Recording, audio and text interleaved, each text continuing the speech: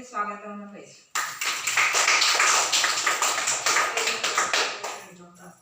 ಅಪ್ಪಿ ಒಂದು ಪ್ರಾರ್ಥನೆ ಹಾಡು ನಿಮ್ದು ಹೇಳ್ತಿರಲ್ಲ, ಬರ್ರಿ ಬರ್ರಿ. ಮತ್ತೊಬ್ರು ಯಾರು ನಿನ್ ಜೊತೆಗೆ? ತೇಜು ಮತ್ತೆ ನೀನ ಜೋರ್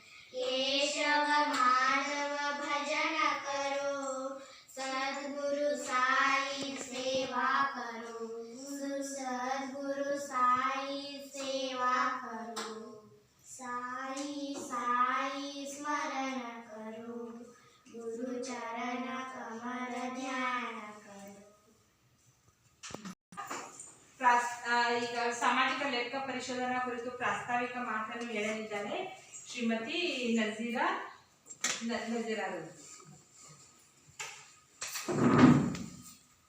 ಎಲ್ಲರಿಗೂ ನಮಸ್ಕಾರ. 2023-24ನೇ ಸಾಲಿನ ಸಮಗ್ರ ಶಿಕ್ಷಣ ಯೋಜನೆ ಸಾಮಾಜಿಕ ಪರಿಶೋಧನೆ ಕುರಿತು ನಾವು ದಿನಾಂಕ 17/7/2025ರಿಂದ 19/7/2025ರವರೆಗೆ ನಾವು ಈ ಶಾಲೆಗೆ ನಮಗೆ ದಿನಾಂಕ ನಿಗದಿಪಡಿಸಿದ್ರು. ಆದರೆ ಅದು ಅನಿವಾರ್ಯ ಕಾರಣದಿಂದ ನಾವು ಇಂದು ಗ್ರಾಮ ಸಭೆಯನ್ನು ಹಮ್ಮಿಕೊಂಡಿದ್ದೇವೆ.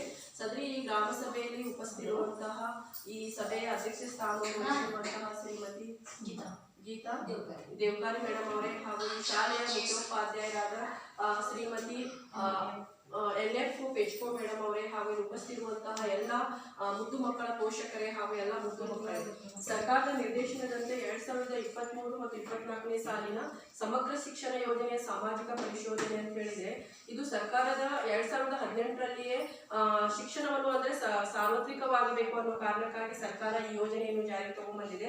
ಪ್ರೀ ನರ್ಸರಿಯಿಂದ 12ನೇ ತರಗತಿಯವರೆಗೆ ಉಚಿತವಾಗಿ ಮಕ್ಕಳಿಗೆ ಶಿಕ್ಷಣವನ್ನು ಸಿಗಬೇಕು.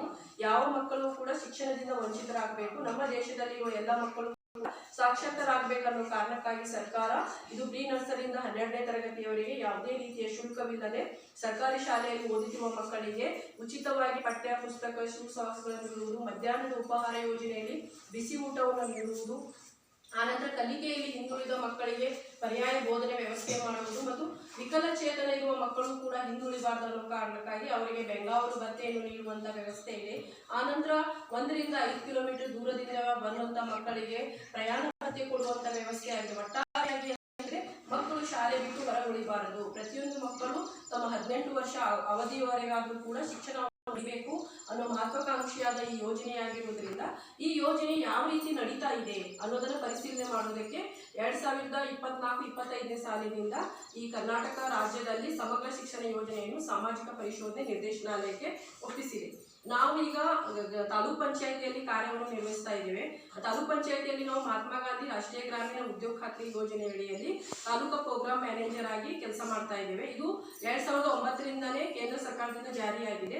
ಆದರೆ ನಮ್ಮ ಕಾರ್ಯವೈಖರಿಯನ್ನು ಮನಗಂಡು ಕೇಂದ್ರ ಸರ್ಕಾರ, ರಾಜ್ಯ ಸರ್ಕಾರದ ಶಿಕ್ಷಣ ಇಲಾಖೆಯಲ್ಲಿ ಏನೇನು ಕಾರ್ಯಗಳು ಆಗ್ತಾ ಇದ್ದಾವೆ ಅದಕ್ಕೂ ಕೂಡ ಸಾಮಾಜಿಕ ಪರಿಶೋಧನೆ ಮಾಡಿ ವರದಿ ಸಲ್ಲಿಸಬೇಕಂತ ಹೇಳಿ ಸರ್ಕಾರ ಒಂದು 134 ಪ್ರಶ್ನಾವಳಿಗಳನ್ನು ನಮ್ಮ ಮುಂದೆ ಇಟ್ಟಿದ್ದಾರೆ. ಅಂತ ಹೇಳಿದ್ರೆ ಮಕ್ಕಳಿಗೆ ಸರಿಯಾದ ಸಮಯದಲ್ಲಿ ಸಮವಸ್ತ್ರ ಕೊಟ್ಟಿದ್ದಾರಿಲ್ಲ, ಪಠ್ಯಪುಸ್ತಕ ಕೊಟ್ಟಿದ್ದಾರಿಲ್ಲ, ಆನಂತರ ಮಕ್ಕಳ ಬೌದ್ಧಿಕ ಮಟ್ಟಕ್ಕೆ ಅನುಗುಣವಾಗಿ ಅವರಿಗೆ ಶಿಕ್ಷಣ ಕಲಿಸ್ತಾ ಇದ್ದಾರಿಲ್ಲ, ಟೀಚರ್ಸ್ ಸರಿಯಾದ ಸಮಯಕ್ಕೆ ಶಾಲೆಗೆ ಹಾಜರಾಗ್ತಾ ಇದ್ದಾರಿಲ್ಲ, ಆನಂತರ ಮಕ್ಕಳಿಗೆ ಏನಾದರೂ ದೈಹಿಕವಾಗಿ ಶಿಕ್ಷೆಯನ್ನು ನೀಡ್ತಾ ಇದ್ದಾರಾ ಅಥವಾ ಯಾವುದೇ ರೀತಿಯ ಜಾತಿ ಮತ ಲಿಂಗ ಭೇದ ಮಾಡಿ ಮಕ್ಕಳಿಗೆ ಶಿಕ್ಷಣದಿಂದ ವಂಚಿತರಾಗಿದ್ದಾರೆ ಅಂದ್ರೆ ಶಾಲೆಗೆ ಅಡ್ಮಿಷನ್ ತಗೊಳ್ತಾ ಇದ್ದಾರಿಲ್ಲ. ಪ್ರತಿಯೊಂದರಿಗೆ ಅಂದ್ರೆ ಶಾಲೆಯಲ್ಲಿ ಮಕ್ಕಳಿಗೆ ಕೂತ್ಕೊಳ್ಳಿಕ್ಕೆ ಕೊಠಡಿ ವ್ಯವಸ್ಥೆ ಆಯಿತು, ಬೆಂಚ್ ವ್ಯವಸ್ಥೆ ಆಯಿತು, ಕುಡಿಯುವ ನೀರಿನ ವ್ಯವಸ್ಥೆ ಮತ್ತು ಶೌಚಾಲಯ, ಹೀಗೆ ಪ್ರತಿಯೊಂದನ್ನು ಕೂಡ ಕೇಳಿದ್ದಾರೆ. ಅವರು ಏನಾದರೂ ಲೋಪದೋಷಗಳಿದ್ರೆ ಈ ಸಭೆಯಲ್ಲಿ ನೀವು ಕೂಡ ಹೇಳ್ಬೋದು ಮತ್ತೆ ವರದಿಯಲ್ಲಿ ನಾವು ಕಳಿಸ್ಬೇಕಾಗ್ತದೆ.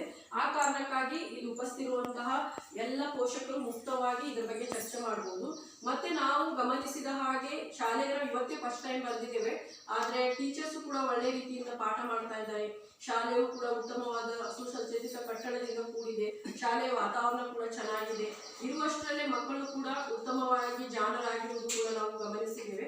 ಹೀಗಾಗಿ ನಮ್ಮ ಅನಿಸಿಕೆಯ ಪ್ರಕಾರ ಶಾಲೆಯಲ್ಲಿ ಎಲ್ಲ ಪ್ರತಿಯೊಂದು ವಿಷಯದಲ್ಲಿ ನೋಡಿದ್ರು ಕೂಡ ಉತ್ತಮ ಅಂಶವನ್ನೇ ಗಮನಿಸಿದ್ದೇವೆ. ಅದನ್ನು ಹೊರತುಪಡಿಸಿ ನಮಗೆ ಗೊತ್ತಿಲ್ಲದೆ ಅಥವಾ ನಿಮ್ಗೇನಾದರೂ ಗೊತ್ತಿರುವಂತಹ ನ್ಯೂನತೆಗಳಿದ್ರೆ ನೀವು ಮುಕ್ತವಾಗಿ ಈ ಸಭೆಯಲ್ಲಿ ಚರ್ಚೆ ಮಾಡಬಹುದು.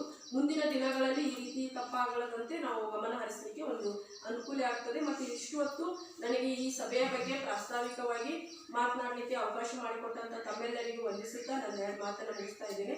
ಈಗ ನಮ್ಮ ಗ್ರಾಮ ಸಂಪನ್ಮೂಲ ವ್ಯಕ್ತಿಗಳು ಏನು ನಾವು ಕಂಡುಕೊಂಡಿದ್ದೇವೆ 2023-24 ಸಾಲಿನ ವರದಿಯನ್ನು ತಮ್ಮ ಮುಂದೆ ಮಂಡನೆಯನ್ನು ಮಾಡ್ತಾರೆ.